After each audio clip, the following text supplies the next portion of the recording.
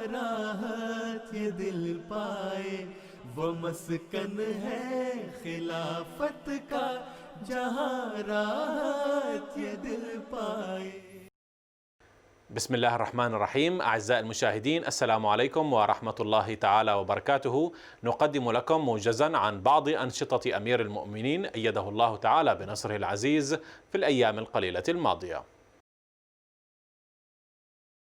يسرنا أن نقدم لكم أبرز ما جاء في اللقائين الافتراضيين اللذين عقدا مع حضرة خليفة المسيح الخامس أيده الله تعالى بنصره العزيز نهاية الأسبوع الماضي. ونبدأ من أستراليا مع اجتماع لجنة إماء الله بأمير المؤمنين عبر الإنترنت يوم السبت 19 من ديسمبر الجاري، حيث ترأس حضرته الاجتماع من مكتبه في إسلام أباد في تيلفورد، بينما اجتمعت عضوات الهيئة الإدارية الوطنية للجنة إماء الله في مجمع مسجد بيت الهدى في منطقة سيدني الكبرى. وخلال الاجتماع عرج حضرته على المسؤوليات المختلفة الموكلة إلى عضوات الهيئة الإدارية للجنة إماء الله، وقدم توجيهاته بخصوص تحسين أنشطة أقسامهن المعنية، وبين أهمية ترسيخ القيم الإسلامية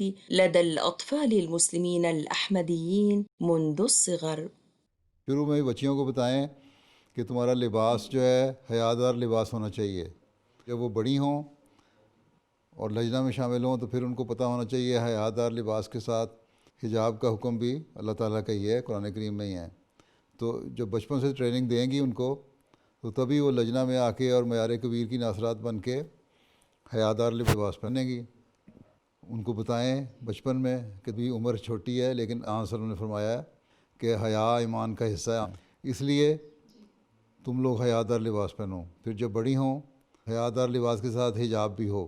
جب حجاب ہوتا ہے تو حجاب خود اثر ڈال رہا ہوتا ہے بہت ساری برائیوں سے اور مکسنگ اپ سے، مردوں کے ساتھ باتیں کرنے سے اور ان کے ساتھ دوستیاں لگانے سے۔ یونیورسٹی کالج میں جو لڑکیاں جاتی ہیں ان کو خود ہی احساس پیدا ہو رہا ہوتا ہے کہ ہمارا حجاب جو ہے اس کا ہم نے پاس کرنا ہے۔ تو تربیت اگر بچپن سے آپ کر دیں ناصرات کی عمر میں تو لجنہ کے سارے مسائل حل ہو جاتے ہیں، لجنہ کو کبھی شکایت نہیں ہوتی، ٹھیک ہے۔ اس لیے بہت بڑا کام ہے جو ناصرات کا ہے، تو بھی اسے تربیت کر لیں تو بڑی اچھی بات ہے، کیونکہ جب کالج میں یونیورسٹی میں جائیں گی لڑکیاں تب ان کو پتہ ہونا چاہیے کہ ہم کیا ہیں، پھر ان کو پتہ ہونا چاہیے کہ احمدیت کیا چیز ہے۔ بہت ساری بچیوں کو یہی نہیں پتہ، قرآن بھی پڑھا دیتی ہیں، حدیث بھی پڑھا دیتی ہیں، لیکن ان کو یہی نہیں پتہ کہ حضرت مسیح علیہ السلام کیوں آئے۔ جب ہمارے پاس قرآن بھی ہے، ہمارے پاس حدیث بھی ہے، ہمارے پاس آخری رسول بھی ہے صلی اللہ علیہ وسلم، تو مسیح موعود کی ضرورت کیا ہے؟ یہ باتیں بچپن سے ہی پتہ ہونی چاہیے۔ حضرت مسیح موعود آئے تو کیوں آئے، کس لیے آئے، اور اس لیے آئے کہ یہ بھی حضرت صلی اللہ علیہ وسلم کی پیش گوئی تھی، اس کو پورا کرنے آئے۔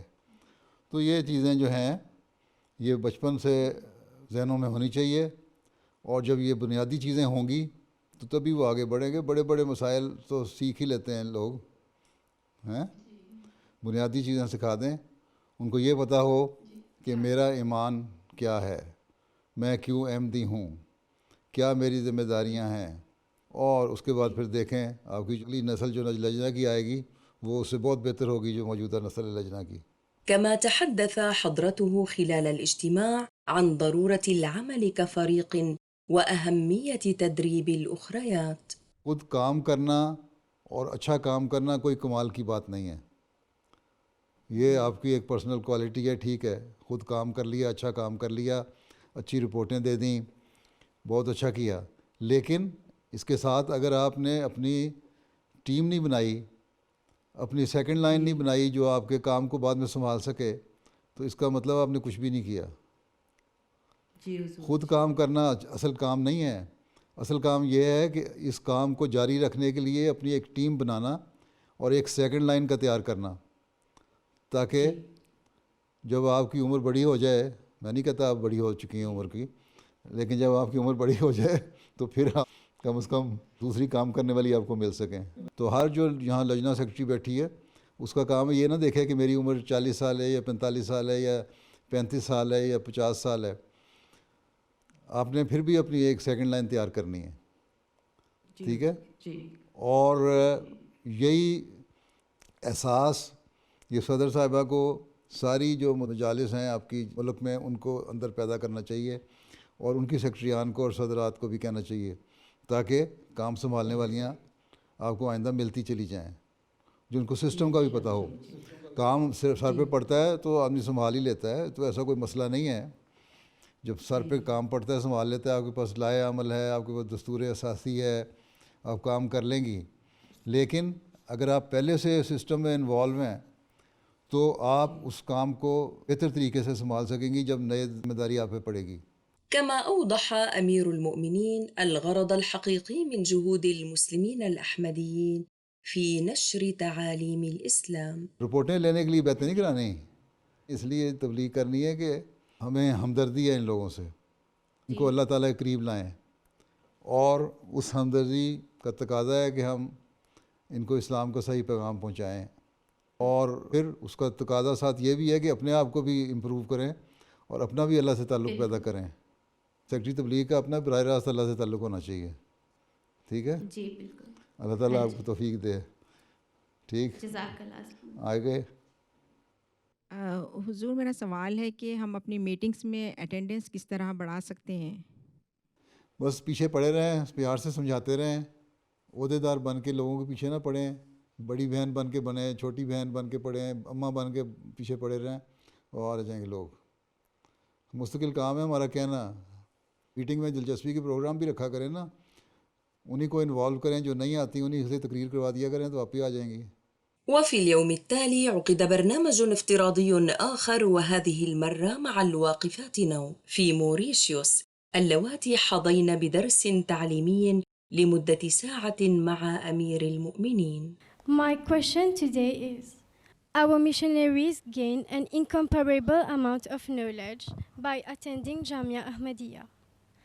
As an Ahmadi girl, I would also like to gain such knowledge.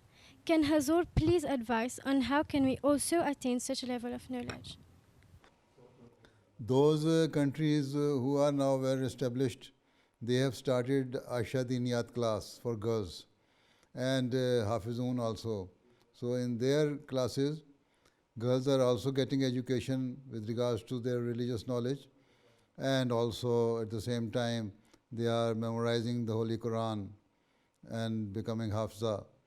So when Mauritius Jamaat is well established, although it is established, but still lacking the resources. So when you have enough resources, I hope some training courses will also be started for girls here in the Mauritius, because it is difficult to send you out to any of the international Jamia.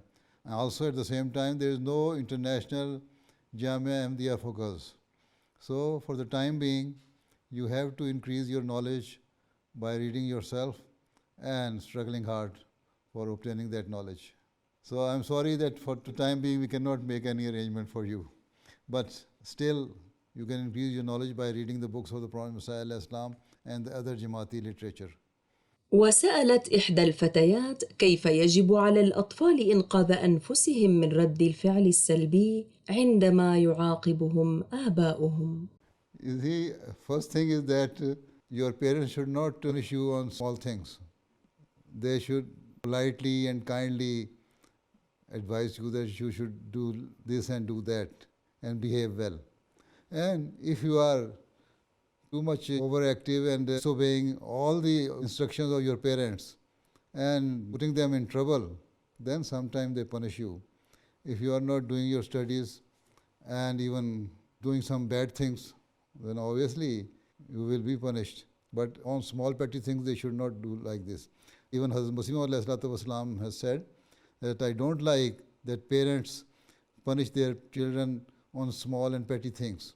Even they should tolerate each and everything of their children and pray for them, that Allah Ta'ala reform them and remove their shortcomings and the problems they have. So first of all, parents should pray to Allah Ta'ala that Allah Ta'ala make their children well behaved, good, pious, and bring them among those people who are pious and obeying the instructions and commandments of Allah Ta'ala. This is the first thing. Secondly, I don't like the parents should punish the girls. They should punish boys more than the girls. If they do like this, then you will be happy, right? So, when you are well behaved, nobody will scold you. If you are following all the commandments of Allah Ta'ala, nothing will happen like this. So, if you are only blaming your parents, you should also see yourself. Are you obeying all the commandments of Allah? And even after that, if your parents are still not happy with you, then we can say the parents are not good, but children are good. Right? When you become a parent, then you should use this lesson for your children. Right? One day, inshallah, you will be mother. When you are mother, then you take care of your children in a proper way so that they become the good asset for the community. Huh? Yes. My question is, normally we do our personal dua in sajda. However, if we forgot to ask something specific and that we have just finished namaz, do we have the right to do dua after saying salam? The prayers actually shows that you are in the presence of Allah Ta'ala. Allah Ta'ala has told you that when you are in prayers, you are close to me. And especially when you are in the posture of sajda, when you say Assalamu alaikum, and then after that you raise your hand, that is nothing. That is a tradition evolved by non-Ahmadis. But we say that whenever we are in the presence of Allah Ta'ala, we should say everything to Him. Not that when we leave His house or when we leave His company, then we ask prayer for Him. Although Allah Ta'ala is present everywhere, and cannot say that we have left Allah Ta'ala or Allah Ta'ala is not present while we are out of the atmosphere of the prayer. But at the same time, there is a special time given to us by Allah Ta'ala that when you are offering your prayer, then you seek my help and say whatever you like. When you forget one thing, then this is why you have 5 daily prayers. Then the next prayer you can ask the same thing from Allah Ta'ala. Even in other prayer, there are 8 sajdas. And in Zohar prayer, there are 20 sajdas. In Fajr prayer, there are 8 sajdas, right? So, if you forget something in one prayer, then in the next prayer you can seek Allah's help, right? Jazakallah Huzur. My question is, how does the Nusrat Jahan scheme work exactly? Nusrat Jahan scheme. You see, when Khalifa al-Masih Salis, the third Khalifa, during his visit in the Gambia, I think Allah Ta'ala put this thing in his heart that he should start a scheme in which the poor people of Africa should be catered for. And he started that scheme, and he gave that scheme the name Nusrat Jahan Leap Forward Scheme. So that scheme is to help the poor people of Africa in their education and to help the poor people of Africa with regards to their health problems. And this is why he started opening hospitals and schools in African countries. This is Nusrat Jahan scheme. And if you become teacher or doctor, you can be sent to any of the African countries. Even Mauritius is also among African countries, but conditions are better than quite a number of other African countries which need you and need your help. Right? Okay. Jazakallah. It is said that in Hadith that a person who drowns becomes a shaheed. Why is it so, and does it apply to everybody? You see, the person who dies of stomach illness is also shaheed, and there are so many other categories of shaheeds. And it might be because while drowning, he might be struggling hard to save his life and he could not. He might be seeking Allah's help and forgiveness, but ultimately he drowned and died. So Allah Ta'ala may forgive him, but the main thing is that he should be a mu'min. He should be the person who is obeying the commandments of Allah and is a good believer. Not that a kafir who does not believe in Allah Ta'ala and then while drowning he says, "Oh Allah, save me," then no, he is not a shaheed. The condition is if you are a good believer and then if you have drowned in the river or water, then of course Allah Ta'ala says, yes, you are a shaheed. But the condition is that you have to be a good believer. This is what the Holy Prophet ﷺ has said. Drugs is being spread in our school to a large extent nowadays. Some students are even selling drugs at school. What advice can Huzur give us to protect ourselves and our children against this? Normally, it is everywhere in the world nowadays. This is a big mafia which is causing all this problem. They are utilizing school children to sell their drugs. They give them small amount of drug in the beginning free of cost. And when they get addicted, then they ask them, okay, we shall give you these things free of cost if you give us some favor and sell these things among your fellow students or other people. The society is now completely corrupted. There are no morals in the society. They don't care what they are doing with the children of the nation. Everybody is now selfish. So we should try to let our children know that these are the bad things and we should avoid the company of those students or those people who are doing these bad jobs. We have to be very vigilant, keep eye on those people, and then whenever you see they are doing this, admonish them. And main thing is to pray for your children that they are not involved in such type of habits. So it's very much difficult. Even governments are against it. So if you come to know about some person who is destroying the life of your children, then you can inform the concerned authorities to take action against those people. Be watchful with regards to the behavior of children and their day-to-day activities. And then pray for them as well, that they are not involved in such type of habits. Okay?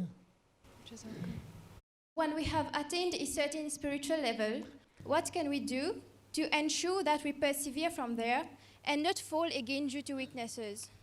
You see, for that you do istighfar continuously. You seek Allah's help and fervently pray to Him that once you have attained this status, you should not lose this status. And do istighfar continuously and offer 5 times daily prayers. Allah Ta'ala says that daily prayers are the best source of keeping you away and keeping you safe from the bad deeds of the worldly societies. So you seek Allah's help and offer 5 times daily prayers. And while you are praying, pray fervently with regards to your present status which you have attained. And always remember, whenever any bad thing comes into your mind, before you start thinking of doing that thing, that Allah Ta'ala is watching over you. So this is how you can save yourself. And at the same time, as I have said, you do istighfar. Right? My question is, in the Holy Quran, Allah Ta'ala said, "And we sent you not, but a mercy for all worlds." So my question is, if there are other creatures on other planets, how are they benefiting from the Holy Prophet, Hazrat Muhammad Sallallahu Alaihi Wasallam? You see, we can say there might be some life in some other universes and planets where we do not have access as yet. But Allah Ta'ala has said that the Holy Prophet ﷺ is Rahmatul Lil Alameen.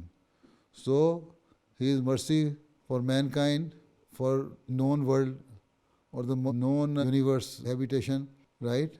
When other part of the universe or some other universes come to know about this world, if they have connection with us and the message of the Holy Prophet ﷺ reaches them, then he will also be mercy for those people. And we shall have to behave well towards those people, not that we destroy them or usurp their rights or do not behave well with them. At present, he is the mercy for this world which we know. And if there are some other worlds, then, and whenever these matches reach there, he will also be mercy for those people. Okay, now time is over. Allah Hafiz. Assalamu alaikum wa rahmatullahi wa barakatuh. Wa alaikum assalam wa rahmatullahi wa barakatuh.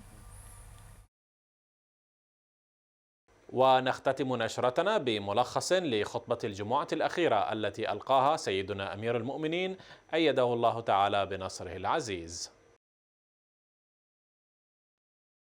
بسم الله الرحمن الرحيم. نقدم لحضراتكم ملخصا لخطبة الجمعة الأخيرة التي ألقاها سيدنا أمير المؤمنين أيده الله تعالى بنصره العزيز من المسجد المبارك في تلفورد في 25 من شهر ديسمبر كانون الأول الجاري، حيث تابع الحديث عن سيدنا علي بن أبي طالب وقال: حدثت واقعة الجمل بين علي وعائشة رضي الله عنهما في العام 36 للهجرة، وتفاصيلها أن عائشة كانت مسافرة للحج إلى مكة، وفي طريق عودتها أخبرت باستشهاد عثمان وانتخاب علي خليفة، وأن الأوضاع في المدينة ليست على ما يرام، فجمعت الناس عند عودتها للاقتصاص لمقتل عثمان والقضاء على الفتنة.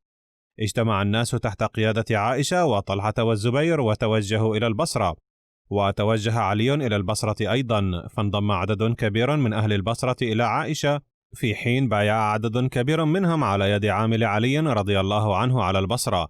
تواجه الفريقان وأقام علي قرب جيش عائشة فتفاوضا، وكانت المفاوضات ناجحة، ولكن بالليل هاجم قتلة عثمان والذين كانوا ضمن جيش علي جيش عائشة، فبدأت الحرب.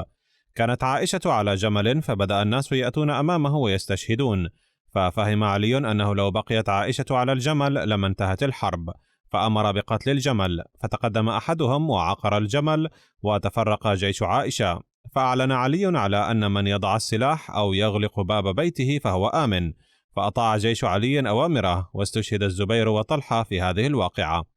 يقول الخليفة الثاني رضي الله عنه: بينما تمكنت جماعة من قتلة عثمان وبغية الفتنة من خداع عائشة وإقناعها بإعلان الجهاد ثأرا له، فنادت رضي الله عنها بالجهاد ودعت الصحابة لنصرتها، فانضم إليها طلحة والزبير، وتقاتل جيش علي وجيش عائشة وطلحة والزبير في حرب الجمل.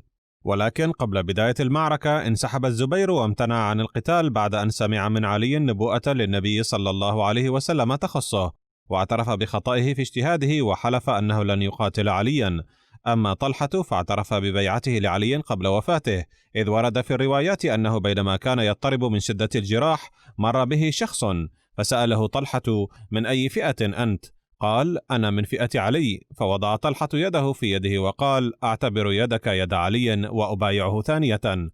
ويقول حضرته أيضا: لم يكن في هذا القتال دخل للصحابة مطلقا، بل كانت الخطة كلها من قبل قتلة عثمان رضي الله عنه، وقد مات طلحة والزبير على بيعة علي رضي الله عنهم جميعا، لأنهما قد تراجعا عن موقفهما وكانا قد قررا مساندة علي رضي الله عنه، لكنهما استشهدا على أيدي الأشرار، فلعن علي رضي الله عنه قاتليهما. بعد المعركة زود علي عائشة بكل ما تحتاج من زاد ومتاع، وأرسل معها كل من نجا ممن خرج معها إلا من أحب المقام. ولما كان اليوم الذي ترتحل فيه جاءها حتى وقف لها، وحضر الناس فخرجت عليهم وودعوها وودعتهم، وقالت: والله ما كان بيني وبين علي في القديم إلا ما يكون بين المرأة وأحمائها، وإنه عندي على معتبتي من الأخيار. وقال علي: صدقت والله وبرت، ما كان بيني وبينها إلا ذلك، وإنها لزوجة نبيكم صلى الله عليه وسلم في الدنيا والآخرة. وخرجت وشيعها علي رضي الله عنه أميالا وسرح ابنيه معها.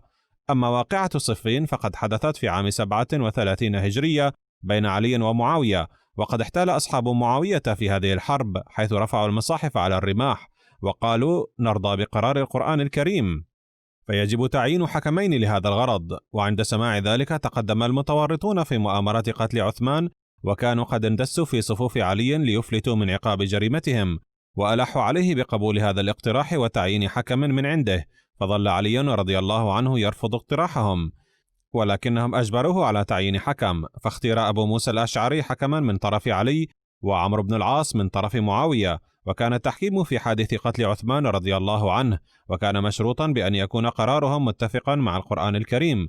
ولكن عمرو بن العاص وأبا موسى الأشعري قررا أن يعزلا عليا ومعاوية ليختار المسلمون بحرية خليفة لهم، مع أن اتخاذ مثل هذا القرار لم يكن من مهمة الحكمين، فعقدا اجتماعا عاما للإعلان عن قرارهما، فقال فيه عمرو بن العاص لأبي موسى الأشعري: أعلن قرارك أولا ثم أعلن أنا. فأعلن أبو موسى الأشعري أنه يعزل عليا عن الخلافة، فقام عمرو بن العاص وقال: لقد عزل أبو موسى الأشعري عليا وأنا أتفق مع قراره وأعزل عليا، ولكني لا أعزل معاوية بل أقر باستمرار إمارته. كان عمرو بن العاص رجلا صالحا في الحقيقة، ولكني لا أخوض في السبب وراء اتخاذه هذا القرار. وبعد إعلانهما عن هذا القرار بدأ أصحاب معاوية يقولون: لقد أصدر الحكمان حكمهما لصالح معاوية وضد علي، وهو قرار سليم، ولكن عليا رفض قبول هذا القرار وقال: لم يعين الحكمان لهذا الغرض. ثم إن قرارهما ليس مبنيا على أي حكم من القرآن الكريم، فأثارت الفئة المنافقة التي أصرت على تعيين حكم من عنده ضجة وقالت: لماذا عينت الحكم مع أن تعيين حكم في أمور الدين لا يجوز؟ فرد عليهم علي وقال: أولا، كان من شروط المعاهدة أن يكون قرارهما موافقا للقرآن الكريم، ولكنهما لم يفيا بالشرط. وثانيا، لم أعين الحكم من طرفنا إلا بعد إصراركم. فقالوا: كان كلامنا هراء، فلما رضيت بخطئنا؟ هذا يعني أننا صرنا من الآثمين وكذلك أنت، وقد تبنا عن خطئنا، فالأفضل أن تتوب أنت أيضا. كان هدفهم من ذلك أن عليا رضي الله عنه لو رفض ما يقولون لخرجوا من بيعته بحجة أنه قد قام بعمل خلاف الإسلام، فلا يجوز البقاء في بيعته. أما إذا اعترف بخطئه فسوف تبطل خلافته تلقائيا، لأن من يرتكب هذا الإثم الكبير كيف يكون خليفة؟ فرد عليهم علي رضي الله عنه قائلا: لم أرتكب أي خطأ، لأن الأمر الذي عينت فيه حكما يجوز تعيين حكم فيه بحسب الشريعة. وثانيا، كنت اشترطت عند تعيين الحكم أنني سأرضى بقرارهما ما دام متفقا مع القرآن الكريم والحديث، وإلا لن أرضى به أبدا، فلأنهما خالفا هذا الشرط فحكمهما ليس حجة علي. ولكن هؤلاء القوم لم يقبلوا عذر علي رضي الله عنه وخرجوا من بيعته، وسموا الخوارج، واخترعوا لهم مذهبا جديدا بأنه ليس هناك أي خليفة تجب طاعته، وأنه لا حكم إلا لله. وفي نهاية الخطبة طلب نصره الله مواصلة الدعاء للأحمديين في باكستان والجزائر، وأعلن أنه سيصلي الغائب على بعض المرحومين. بهذا نأتي إلى ختام نشرتنا، وللمزيد من الأخبار يرجى متابعتنا على العناوين الظاهرة أسفل الشاشة. نترككم في رعاية الله وأمنه، والسلام عليكم ورحمة الله تعالى وبركاته. वो मस्कन है खिलाफत का जहाँ राहत